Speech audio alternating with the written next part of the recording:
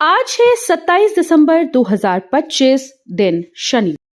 नमस्कार, दिल्ली न्यूज में आपका बहुत बहुत स्वागत है। चलिए देखते हैं आज की 25 फटाफट काम की और महत्वपूर्ण बड़ी खबरों को। पर इससे पहले वीडियो को लाइक करना बिल्कुल न भूलें। दिल्ली में मौसम फिर खराब, घना कोहरा और ठंड की संभावना जारी। दिल्ली में मौसम फिर से खराब होने वाला है। मौसम विभाग ने आज येलो अलर्ट जारी कर दिया। राजधानी में घना कोहरा और ठंड का असर रहेगा। न्यूनतम तापमान लगभग 6 डिग्री सेल्सियस रहने का अनुमान है। सुबह शाम कम विजिबिलिटी और शीतलहर से जनजीवन प्रभावित हो सकता है। राजधानी का औसत AQI 292 तक पहुंचा, जबकि फरीदाबाद, गुरुग्राम और गाजियाबाद में प्रदूषण गंभीर स्तर पर है। IRFC सहयोग से निगम विद्यालयों में कुर्सी मेज, लाइट और पंखों की सौगात। दिल्ली नगर निगम ने शिक्षित भारत विकसित भारत पहल के अंतर्गत सिविल लाइंस क्षेत्र के निगम विद्यालयों में सुविधाएं बढ़ाई। इंडियन रेलवे फाइनेंस कॉर्पोरेशन के सहयोग से स्कूल को डुअल डेस्क, कुर्सी मेज, पंखे और LED लाइट्स प्रदान की गई। कार्यक्रम में महापौर सरदार राजा इकबाल सिंह ने कहा कि बेहतर शिक्षा के लिए मजबूत आधारभूत ढांचा जरूरी है। 2030 तक देश के 48 शहरों में दुगनी होगी रेल क्षमता। रेल मंत्रालय ने देश के 48 प्रमुख शहरों में 2030 तक रेल क्षमता दुगनी करने की योजना बनाई है। बढ़ती यात्री संख्या को देखते हुए ट्रेन की संख्या, प्लेटफॉर्म और टर्मिनल सुविधाओं का विस्तार किया जाएगा। दिल्ली, मुंबई, चेन्नई, हैदराबाद, बेंगलुरु, पुणे, पटना जैसे शहर इस योजना में शामिल हैं। भीड़ कम करने के लिए नए terminal, mega coaching complex, track और सिग्नलिंग सिस्टम को आधुनिक बनाया जाएगा। नए राजस्व जिलों के साथ दिल्ली में सब रजिस्ट्रार क्षेत्रों में बदलाव। दिल्ली में राजस्व जिलों की संख्या बढ़ने के बाद संपत्ति रजिस्ट्री व्यवस्था में भी बदलाव किया गया। सरकार ने 11 से बढ़ाकर 13 जिले कर दिए, जिसके चलते सब रजिस्ट्रार कार्यालयों के क्षेत्र पुनर्निर्धारित किए गए। फिलहाल 22 सब रजिस्ट्रार कार्यालय ही 13 जिलों में रजिस्ट्री का काम करेंगे, ताकि लोगों को परेशानी ना हो। भविष्य में इनकी संख्या 39 तक बढ़ाई जाएगी। सरकार ने प्रत्येक जिले के लिए संबंधित सब रजिस्ट्रार कार्यालय तय कर दिए हैं। दिल्ली में 5 दिन पानी की किल्लत, जल बोर्ड ने जारी की सूचना।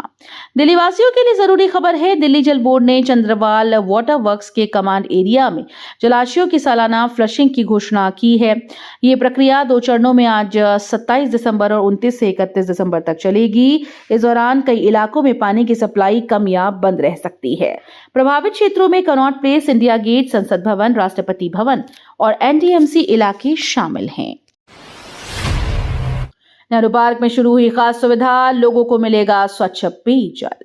दिल्ली के प्रतिष्ठित नेहरू पार्क में लोगों के लिए खास सुविधा शुरू हो गई। NDMC के उपाध्यक्ष कुलजीत सिंह चहल ने पार्क में 2 नवीनीकृत वाटर ATM का उद्घाटन किया, जिससे लोगों को स्वच्छ पेयजल मिल सकेगा।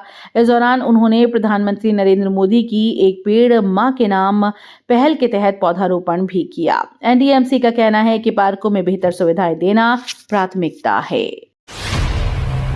GST कटौती याचिका पर केंद्र का विरोध, हाईकोर्ट में दलील। एयर प्यूरिफायर पर 18% GST को 5% करने की मांग पर केंद्र सरकार ने दिल्ली हाईकोर्ट में विरोध जताया है।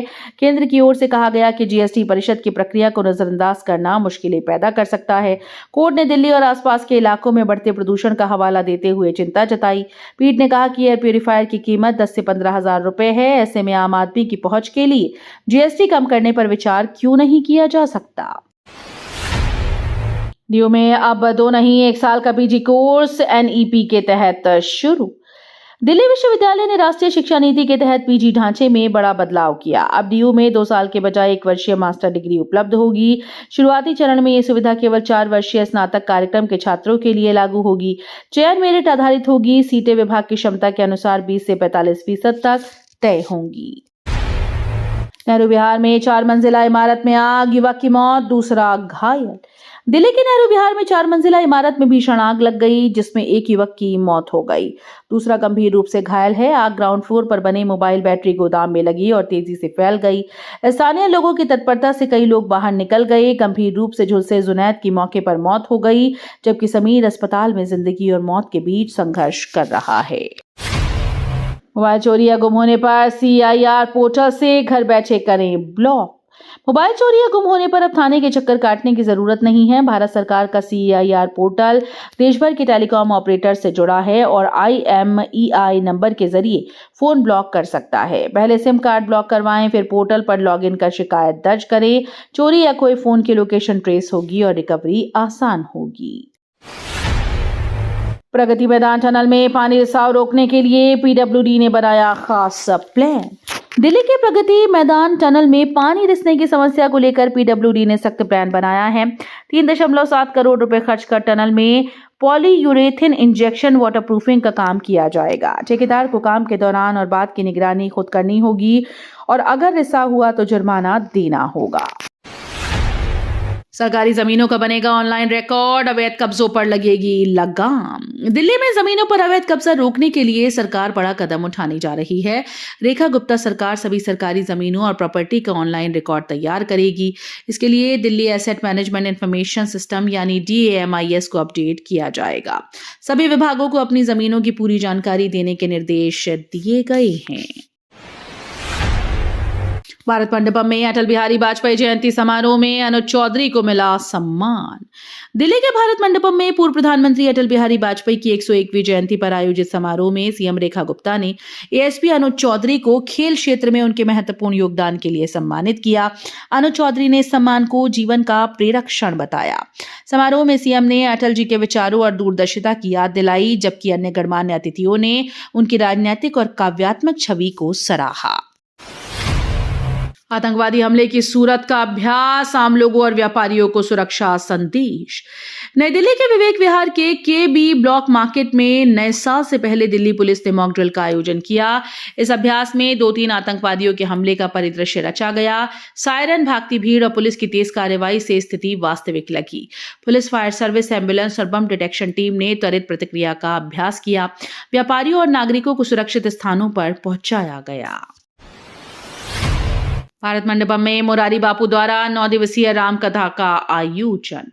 दिल्ली के भारत मंडपम में 17 से 25 जनवरी 2026 तक 9 दिवसीय राम कथा का आयोजन किया जाएगा। इस कथा का संचालन मोरारी बापू करेंगे, जबकि आयोजन समिति के अध्यक्ष पूर्व राष्ट्रपति रामनाथ कोविंद होंगे। दिल्ली विधानसभा के अध्यक्ष विजेंद्र गुप्ता मुख्य संरक्षक हैं। आचार्य लोकेश मुनि ने बताया कि इस कथा का उद्देश्य केवल धार्मिक नहीं बल्कि विश्व शांति, मानव एकता और करुणा का संदेश फैलाना है। सिंगर की सजा निलंबन पर दिल्ली में उबाल, यूथ कांग्रेस का candle march. Unnao rape case में दोषी करार दिए गए पूर्व भाजपा विधायक कुलदीप सिंह सेंगर की सजा निलंबन के बाद राजधानी दिल्ली में विरोध तेज हो गया। यूथ कांग्रेस ने जंतर मंतर पर कैंडल मार्च निकालकर कोर्ट के फैसले के खिलाफ प्रदर्शन किया और बीजेपी व RSS पर नरम रवैये का आरोप लगाया। इससे पहले दिल्ली हाईकोर्ट के बाहर भी पीड़िता की मां और महिला कार्यकर्ताओं ने प्रदर्शन किया। अगरबत्तियों के लिए BIS का नया मानक जारी, उपभोक्ता सुरक्षा पर जोर। उपभोक्ताओं की सुरक्षा और उत्पाद गुणवत्ता बढ़ाने के लिए अगरबत्तियों के लिए BIS का नया मानक IS 19412/2025 जारी किया गया है। केंद्रीय मंत्री प्रहलाद जोशी ने इसे राष्ट्रीय उपभोक्ता दिवस 2025 पर लॉन्च किया। नए मानक के तहत अगरबत्तियों में कुछ कीटनाशक, रसायन और कृत्रिम सुगंधित पदार्थों के उपयोग पर प्रतिबंध लगाया गया है। ये रसायन मानव स्वास्थ्य, घर के अंदर की हवा और पर्यावरण के लिए हानिकारक माने जाते हैं। UGC नियमों पर हाईकोर्ट की सख्ती, सिर्फ इंटरव्यू से भर्ती नहीं। प्रोफेसर्स की भर्ती प्रक्रिया को लेकर दिल्ली हाईकोर्ट ने बड़ा फैसला सुनाया। कोर्ट ने स्पष्ट किया कि सहायक प्रोफेसर्स की नियुक्ति केवल इंटरव्यू के आधार पर नहीं की जा सकती। अदालत ने कहा कि ऐसी प्रक्रिया मनमानी को बढ़ावा देती है और संविधान के अनुच्छेद 14 और 16 के खिलाफ है। साथ ही दिव्यांग आरक्षित पद को EWS दिव्यांग में बदलने पर भी रोक लगाई गई। जनवरी में सुप्रीम कोर्ट में बड़े फैसलों की दस्तक। नए साल 2026 की शुरुआत सुप्रीम कोर्ट में अहम मामलों की सुनवाई के साथ होने जा रही है। जनवरी में ऑनलाइन गेमिंग कानून, रेलवे जमीन पर कब्जा, धर्मांतरण विरोधी कानून, इलेक्शन कमिश्नर की नियुक्ति और आवारा कुत्तों जैसे मुद्दों पर सुनवाई संभावित है। खासतौर पर रेलवे अतिक्रमण मामले में करीब 50,000 लोग फैसले का इंतजार कर रहे हैं। अरविंद केजरीवाल ने अजमेर शरीफ उर्स पर चादर पेश कर की दुआ। हजरत ख्वाजा मोइनुद्दीन चिश्ती के 814वें उर्स के अवसर पर दिल्ली के पूर्व मुख्यमंत्री और आप संयोजक अरविंद केजरीवाल ने अजमेर शरीफ दरगाह के लिए पवित्र चादर पेश की। चादर पेश करते हुए उन्होंने देश में अमन, सुख, समृद्धि, भाईचारे की दुआ की। दिल्ली स्टेट उर्स कमेटी की ओर से बुराड़ी ग्राउंड में ट्रांजिट कैंप लगाया गया, जहां जायरीन को सभी जरूरी सुविधाएं दी गई और उन्हें बसेस के माध्यम से अजमेर के लिए रवाना किया गया। लाल किला ब्लास्ट केस में मीडिया पर रोक, मुख्यमंत्री हमले में आरोप तय। दिल्ली के लाल किले के बाहर हुए विस्फोट मामले में पटियाला हाउस कोर्ट ने 2 आरोपियों की एनआईए हिरासत बढ़ा दी है और केस की मीडिया कवरेज पर रोक लगा दी। एनआईए के अनुसार हमले का मास्टरमाइंड उमर उन नबी था, जिसकी मौत हो चुकी है। वहीं मुख्यमंत्री रेखा गुप्ता पर हमले के मामले में 30 हजारी कोर्ट ने 2 आरोपियों के खिलाफ आरोप तय किए हैं। 16 साल से कम उम्र के बच्चों पर सोशल मीडिया बैन की सलाह। सोशल मीडिया से बच्चों पर पड़ रहे नकारात्मक प्रभाव को लेकर मद्रास हाईकोर्ट की मदुरै पीठ ने सख्त रुख अपनाया। अदालत ने केंद्र सरकार को सलाह दी कि ऑस्ट्रेलिया की तर्ज पर भारत में भी 16 साल से कम उम्र के बच्चों के सोशल मीडिया इस्तेमाल पर प्रतिबंध लगना चाहिए। कोर्ट ने कहा कि अश्लील कंटेंट बच्चों के मानसिक विकास और नुकसान पहुंचाता है। साथ ही केंद्र, राज्य सरकारों और बाल अधिकार आयोग को बच्चों में जागरूकता बढ़ाने के लिए निर्देश दिए गए हैं। एमसीडी बजट पर घमासान, आपने बताया हवा हवाई।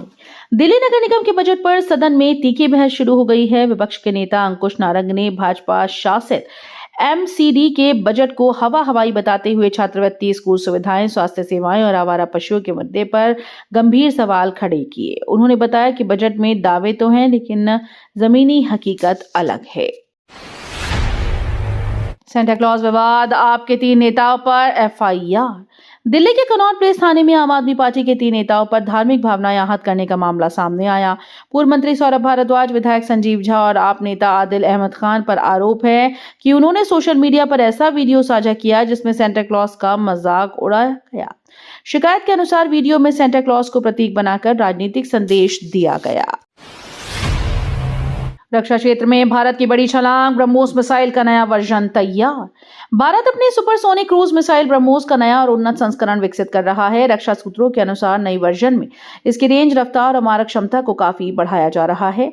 फिलहाल ब्रह्मोस की रेंज लगभग 300 किलोमीटर है, जिसे नए संस्करण में कई 100 किलोमीटर तक बढ़ाने की योजना है। इसके साथ ही इसका हल्का संस्करण भी तैयार किया जा रहा है। तो ये थी आज की बड़ी खबरें। रोजाना ऐसे ही सबसे पहले अपडेट पाने के लिए चैनल को सब्सक्राइब करना बिल्कुल न भूलें। धन्यवाद।